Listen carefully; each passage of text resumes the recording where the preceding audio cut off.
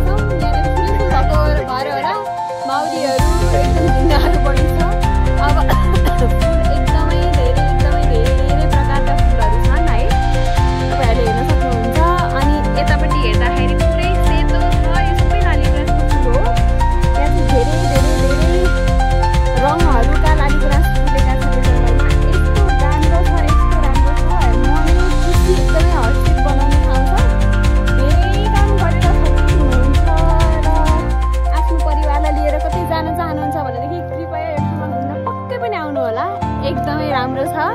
आमा बुवा पनि आउनु पाउनु भएकोमा धेरै खुसी हुनुहुन्छ आज। जताततै फुलै फुल छ, यता फुल यता फुल।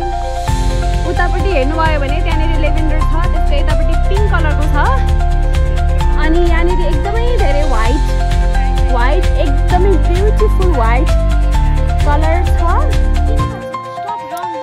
अनि त्यहाँ पछाडि चाहिँ अरू पनि कलर छ, तर यहाँनिरसम्म हामी आउँदाखेरि चाहिँ हामीले बल्ल थाहा पायौँ कि यहाँनिर चाहिँ हामीले पैसा तिर्नुपर्ने रहेछ होइन। त्यही भएर चाहिँ हामी त्यहाँ गएर आई थिङ्क $5 एकजनाको $5 एन्ट्री फी तिरेर अनि बल्ल आउँदैछ। अनि हामी हजुरहरूलाई बाँकेको सबै फुलहरू देखाउनेछौँ है त।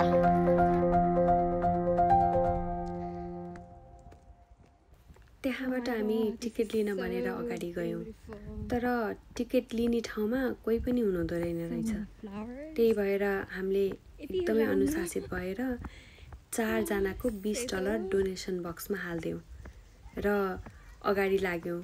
ठुलो जङ्गल जस्तो थियो, भित्र फुलै फुल जताततै।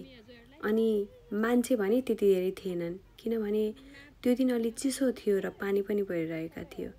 त्यही भएर सायद धेरै मान्छेले त्यो दिन नजाने निर्णय गर्नुभएको थियो होला। तर हामी भने गएर ठाउँमै पुग्यौँ र पछि हराइन्छ कि भन्ने डरले एउटा म्याप लिएर अगाडि बढ्यौँ। अनि हामी लाग्यौँ सबै जङ्गलतिर हेर्नलाई। चिसो मौसम, सिमसिमे पानी, हामी रुझिरहेका थियौँ। तर हामीलाई त्यो दिन रुझ्नको भन्दा पनि त्यो सबैतिरको भ्यू हेर्नको एक्साइटमेन्ट नै अर्कै थियो। त्यहाँ एउटा लुकआउट थियो र हामी त्यहाँ हेर्न भनेर गयौँ। लुकआउटबाट तल हेर्दा थरीथरीका फुल, जङ्गलै यति राम्रो, यति बास्नादार, यति सुन्दर थियो कि म वर्णनै गर्न सक्दिनँ। अनि त्यो जङ्गलको बिचमा चाहिँ एउटा सानो पोखरी थियो, त्यसको वरिपरि धेरै कुर्सी। पिङ्क कलरको लाली गुराँस मैले पहिलोचोटि देखेको थिएँ र मलाई अचम्म लागिरहेको थियो। लेभेन्डरको पनि देखेँ, पिङ्क कलरको मलाई रोज फ्लावर जस्तो लाग्यो। अनि अगाडि बढ्दै जाँदा रातो पनि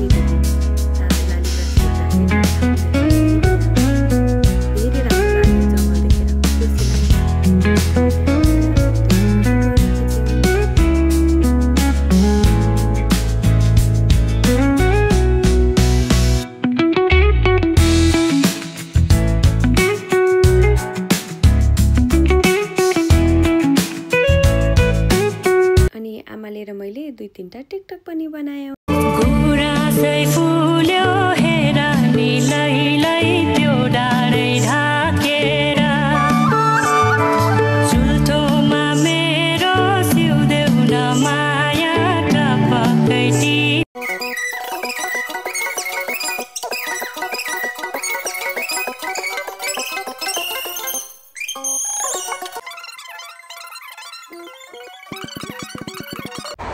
त्यसपछि हामी घुमिसकेर खुसी हुँदै नाच्दै आफ्नो घर फर्कियौँ।